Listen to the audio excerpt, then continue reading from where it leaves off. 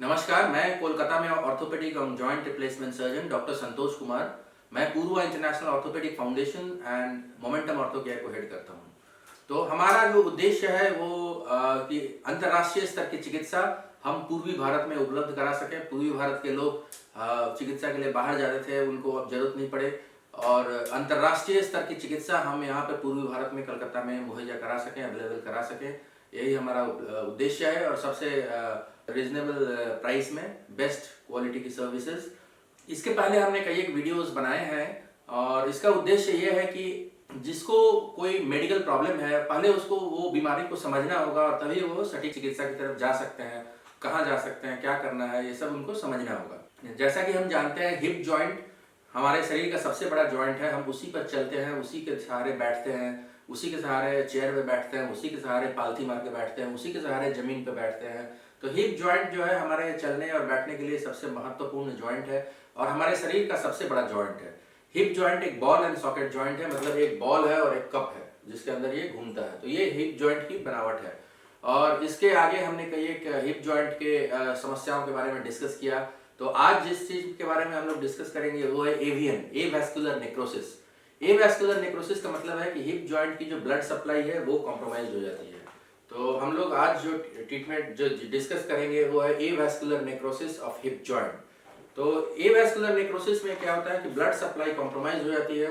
मतलब ये हमारा हिप जॉइंट है, ये कप है, ये बॉल है, और इसमें ये ब्लड सप्लाई होती है जिससे कि ये जीवित रहता है, जिससे कि ये बॉल जीवित रहता है। ये ब्लड सप्लाई अगर कॉम्प्रोमाइज हो, ये ब्लड सप्लाई अगर कॉम्प्रोमाइज हो, जैसे कि आप देख रहे हैं इस हिस्सा में ब्लड सप्लाई कम गया है, इस हिस्से में ब्लड सप्लाई कम हो गया है, तो फिर ये इसके जो सेल्स हैं, इसकी जो कोशिकाएं हैं, वो मृत होना शुरू हो जाती हैं, और धीरे धीरे वो कोलैप्स करने लगता है। तो इसे हम एवियन बोलते हैं। अब ये एवियन के सिम्टम्स क्या है? तो पहले ये ग्रॉइन में पेन, मतलब पहले थाई एंड ग्रॉइन में पेन होता है, और चलने में दर्द होता है। पहले शुरुआत में चलने में दर्द होता है, फिर बाद में नीचे छोटे नीचे चेयर पे या जमीन पे बैठने में दर्द होता है, इसके बाद दौड़ने में दर्द होता है। धीरे धीरे जैसे एवियन बढ़ते रहता है, दर्द कंटिन्यूअस होने लगता है, और फिर एक समय के बाद वो कंटिन्यूअस हो जाता है। जैसे कि सोने पर भी दर्द होता है, बैठे रहने पर भी दर्द होता है, आराम करने पर भी दर्द होता है। पर इनिशियली दर्द जो है वो चलने में शुरू होता है, चलने पे दौड़ने पे दर्द इनिशियली शुरू होता है। तो ये एवियन के सिम्टम्स हैं। और हिप जॉइंट का दर्द जो है वो ग्रॉइन पार्ट और थाइज में आते हैं। जो पीछे वाला अंश है, जो बटक्स है, वो हिप जॉइंट का दर्द नहीं है, वो दर्द स्पाइन से आता है। ये हमें अच्छी तरह से समझना होगा। ज्यादातर लोग जो कमर के नीचे वाला पार्ट, बटक्स के पार्ट को हिप जॉइंट का दर्द समझते हैं, वो हिप जॉइंट वहां नहीं है, हिप जॉइंट ग्रॉइन में है। तो ग्रॉइन और थाइज का दर्द सामने में, थाइज में भी सामने का दर्द, थाइज के पीछे का दर्द जो है वो साइटिक नस का दर्द है, और वो हिप जॉइंट से नहीं है। तो थाइज के सामने का दर्द हिप जॉइंट से है, और थाइज से घुटने की तरफ जाते वक्त जाते हैं दर्द, तो ये हिप जॉइंट का दर्द है। तो एवास्कुलर नेक्रोसिस ऐसे प्रेजेंट करता है। और एवास्कुलर नेक्रोसिस के कारण, जब हम कारण के बारे में जाने, तो ज्यादातर समय हमें कारण नहीं पता चलता है, जिसे हम इडियोपैथिक बोलते हैं। अर्थात वो क्यों हुआ ये हमें नहीं पता है, तो इसे हम इडियोपैथिक बोलते हैं। 80% केसेस में ये इडियोपैथिक लगता है, जैसे कारण नहीं पता चलता है, पर कई एक बार कारण पता चलता है। और जब कारण पता चलता है तो उसमें सबसे कॉमन कारण है स्टीरॉयड यूज। जैसे कि किसी को टैबलेट या इंजेक्शन स्टीरॉयड के बहुत लंबे समय तक अगर चला हो तो वो एवियन कर सकता है। और मैं इस संदर्भ में ये कहना चाहूँगा कि जो हम लोग एस्थमा के लिए या रेस्पिरेटरी प्रॉब्लम्स के लिए या फिर एलर्जी के लिए जो इनहेलर्स लेते हैं, जो स्टीरॉयड इनहेलर्स लेते हैं, उससे जनरली एवियन नहीं होता है। वो इनहेलर्स बहुत सेफ हैं, इनहेलर्स बहुत सेफ है। प्रॉब्लम ज़्यादा टैबलेट्स में होता है, टैबलेट्स या इंजेक्शन अगर बहुत ज़्यादा समय तक। तो इसका मतलब ये नहीं कि स्टीरॉयड कोई जहर है, ऐसा बिल्कुल नहीं है। स्टीरॉयड हमारे मेडिकल साइंस के ट्रीटमेंट का सबसे पावरफुल दवाई है, सबसे महत्वपूर्ण दवाई है। पर कोई भी चीज़ का दुरुपयोग करने से, अति आवश्यकता से बहुत ज़्यादा यूज़ करने से उसकी समस्याएं आती हैं। और जैसे कि स्टीरॉयड के बहुत ज़्यादा यूज़ करने से शरीर में बहुत सारी समस्याएं आ सकती हैं, उसमें एवियन भी एक है। पर इसका मतलब ये नहीं है कि स्टीरॉयड यूज़ नहीं करना है। स्टीरॉयड जीवनदायी दवाई है, और कई एक बार जीवन मेडिकल ट्रीटमेंट में केवल स्टीरॉयड से ही बचता है। अतः स्टीरॉयड जब जरूरत है तब यूज करना है, पर सारी प्रॉब्लम्स तब होती है जब अब्यूज होती है, मतलब गलत उपयोग होता है, ज़्यादा जरूरत से ज़्यादा उपयोग होता है, तो फिर ऐसा चीज़ें होती है। अभी रिसेंटली जैसे कि स्टीरॉयड से ही रिसेंटली कोविड के पेशेंट्स का स्टीरॉयड से ही बहुत से केसेस में स्टीरॉयड से ही जान बचा। अगर स्टीरॉयड नहीं होता तो जान नहीं बचता। लेकिन हाँ, स्टीरॉयड यूज करने से कभी कभी एवीएन भी किसी किसी लोगों का हुआ है, तो ऐसे पेशेंट्स भी हमारे पास आए हैं। और दूसरा कारण है अल्कोहल, एक्सेसिव अल्कोहल अब्यूज, मतलब जो रोज सुबह शाम अल्कोहल पीते हैं उनका एवीएन होने का रिस्क है। जो रोज सुबह शाम दर्द की दवाइयाँ खाते हैं, एनाल्जेसिक अब्यूज, सालों सालों खा रहे हैं, सुबह शाम दवाइयाँ खा रहे हैं, दर्द की पेन किलर्स खा रहे हैं, उनको एवीएन हो सकता है। और कुछ अन्य कारणों से भी हो सकता है। तो एवीएन इन कारणों से होता है। और एवीएन क्या होता है, जैसा कि आपने देखा, तो जब भी कोई पेशेंट ग्रॉइन पेन और चलने में दर्द, हिप जॉइंट में दर्द लेके प्रेजेंट करता है, तो हम एक्सरे करते हैं। एक नॉर्मल एक्सरे हिप जॉइंट का ऐसा दिखता है। अब एवीएन के स्टेजेस होते हैं, जैसे early stage, moderate stage, advance stage. तो अर्ली स्टेज में ये एवीएन एक्सरे में नहीं दिखता है। In fact to be very precise, जो स्टेजेस होते हैं वो है stage 1, 2A, 2B, 2C and 3 and 4। तो 2A 2B तक वो एक्सरे में नहीं दिखता है। स्टेज 1 2A 2B तक एक्सरे में नहीं दिखता है। 2B के बाद 2C 3 वो एक्सरे में दिखना शुरू होता है। तो अर्ली केसेस में अगर हमें सिम्टम्स लग रहे हैं एवीएन के, तो फिर हमें एमआरआई करना पड़ता है। और जब एक्सरे में दिखता है तो कई बार एक साइड में दिखता है एवीएन, जब एडवांस हो जाता है तब, कई बार एक साइड में दिखता है। पर ज़्यादातर केसेस में एवीएन फिर दोनों साइड में होता है, एक साइड में शुरू होकर के फिर बाद में दूसरे साइड में भी बहुत से केसेस में होता है। और अगर हम इनिशियल स्टेजेस में देखना चाहें तो फिर हमें एमआरआई करना पड़ेगा। तो एवीएन में क्या होता है कि ये फीमोरल हेड है, ये हड्डी है हमारी पैर की हड्डी, थाई बोन, फीमर बोन जिसे बोलते हैं, ये उसका स्टेम है। और ये हेड है, फीमोरल हेड, ये नेक है। तो इसकी ब्लड सप्लाई नीचे से जाती है, ये आर्टरीज से जाती हैं, और ये ब्लड सप्लाई कई बार कॉम्प्रोमाइज हो जाती हैं, जिसे हम एवीएन बोलते हैं। तो अर्ली स्टेज में देखने के लिए हमें वो दर्द को देखना पड़ता है। दर्द जनरली जो है ग्रॉइन में होता है। दर्द हिप जॉइंट का दर्द जो है ग्रॉइन में होता है, ग्रॉइन से थाइज में दर्द होता है। देयर इज स्टिफनिंग, मतलब रेंज ऑफ मूवमेंट कमने लगती है हिप जॉइंट की। तो रेंज ऑफ मूवमेंट जब कमने लगती है तो कैसे पता चलेगा? आपको पालथी मार के बैठने में प्रॉब्लम होगा, आपको जमीन पर बैठने में प्रॉब्लम होगा, आपको स्क्वाटिंग करने में प्रॉब्लम होगा, आपको साइकिलिंग करने में प्रॉब्लम होगा, तो योगा करने में, एक्सरसाइजेस करने में प्रॉब्लम होगा। तो ये सारी चीजें होती हैं जब रेंज ऑफ मूवमेंट कमने लगता है हिप जॉइंट का। और दर्द होता है, दर्द चलने में इनिशियली होता है, दौड़ने में होता है, बाद में बैठने पर भी होता है, सोने में भी दर्द शुरू हो जाता है। And there is difficulty in standing, walking, sitting, खड़ा रहना, चलना, बैठना, सब में प्रॉब्लम दर्द होने लगता है। तो ये एवीएन के लक्षण है। और ये जैसा कि हमने कहा कि अर्ली स्टेजेस में अगर हमें एवीएन देखना है तो फिर एमआरआई करना पड़ता है। ये एमआरआई है, मैग्नेटिक रेजोनेंस इमेजिंग। इसमें एवीएन जो होता है उसके सिग्नल चेंजेस होते हैं, जैसा कि आप देख रहे हैं उसमें सिग्नल चेंजेस होते हैं। तो अर्ली स्टेज में एवीएन हम एमआरआई में ही पिक कर सकते हैं, उसके सिग्नल चेंजेस होते हैं।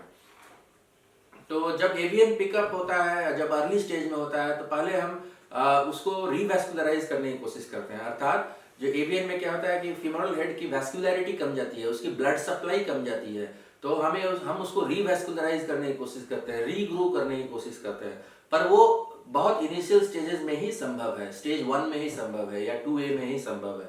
2C ऑनवर्ड्स वो शायद स्टेज 3, 2C, 3, 4 ये सब में बिल्कुल संभव नहीं होता है। तो फिर अर्ली स्टेजेस में हम लोग क्या करते हैं, कोर डिकम्प्रेशन करते हैं और कई बार स्टेम सेल्स उसमें डालते हैं, वैस्कुलर फिबुला डालते हैं। जैसे कि इस एक्सरे में देख रहे हैं, इसमें हमने कोर डिकम्प्रेशन करके वैस्कुलर फिबुला डाला हुआ है। यहाँ पे कोर डिकम्प्रेशन होता है और पैर की हड्डी उसके ब्लड वेसल के साथ निकाल के वैस्कुलर फिबुला डालते हैं और यहाँ की आर्टरी के साथ, यहाँ की रक्त की सिराओं के साथ उसको एनास्टोमोसिस किया जाता है। तो ये वैस्कुलर फिबुलर ग्राफ्ट है, ये हम ट्राई करते हैं। इसके साथ stem cells, mesenchymal cells, hip preservation हम ट्राई करते हैं। लेकिन अगर ये नहीं हो और अगर दर्द बढ़ते रहे, जिससे कि हमारे कामकाज में प्रॉब्लम बढ़ते रहे, हमारे कामकाज के में समस्याएं बढ़ती रहें अगर दर्द के कारण, तो फिर हमें joint replacement, total hip replacement पे जाना पड़ता है। टोटल हिप रिप्लेसमेंट तब जाते हैं जब एक्सरे में वो दिखने लगता है, जैसे कि ये स्टेज 3 या स्टेज 4 है, ये एक्सरे में दिखने लगता है कि हिप जॉइंट जो घस गई है, आर्थराइटिस अपीयर हो गया है। तो जब आर्थराइटिस अपीयर हो गया है, हिप जॉइंट घस गई है, तब फिर हिप जॉइंट को हम लोग प्रिजर्व नहीं कर सकते हैं, उसको नहीं बचा सकते हैं, तब हमें हिप रिप्लेसमेंट पे जाना पड़ता है। हिप रिप्लेसमेंट में हम लोग बॉल एंड कप दोनों को हम लोग रिप्लेस कर देते हैं।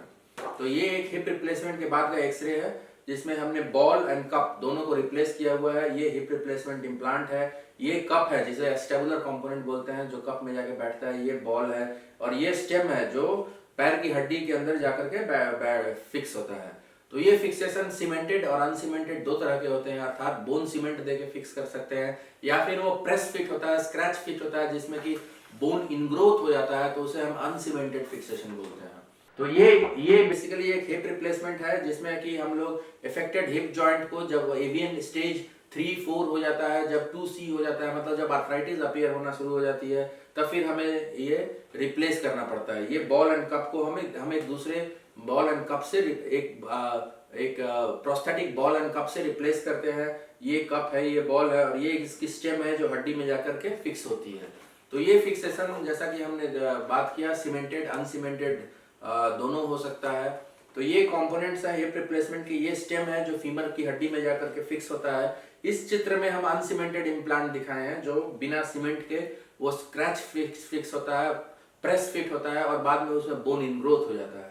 तो ये एसिटाबुलर कप है, ये एसिटाबुलर कप है, ये लाइनिंग सरफेस है, ये फिमोरल हेड है और ये स्टेम है जो हड्डी में जाकर के बैठती है।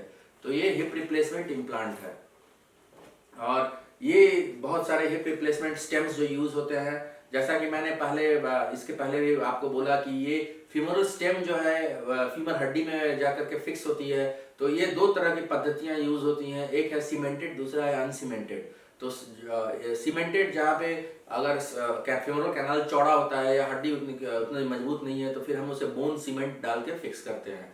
और अगर वो हड्डी फीमोरल कैनाल ज़्यादा चौड़ा नहीं है और मतलब फीमर जो हड्डी है जिसके अंदर ये जाता है, वो हमारी हड्डियां, शरीर की जो लंबी हड्डियां हैं वो एक बांस की तरह होती है, अंदर में वो उसमें स्पेस होता है, पाइप की तरह होती है, तो वो उसे मेडुलरी कैनाल बोलते हैं, उसी में जाकर के ये फिक्स होता है। तब मेडुलरी कैनाल अगर चौड़ा होता है तो फिर हम लोग सीमेंटेड यूज करते हैं, अगर कम चौड़ा हो या बोन हड्डी मजबूत हो, मोटी हो, तो फिर हम लोग अनसीमेंटेड यूज करते हैं। अनसीमेंटेड भी दो तरह का होता है, प्रॉक्सिमल कोटेड, फुल्ली कोटेड, इसकी अपनी अपनी विशेषताएं हैं।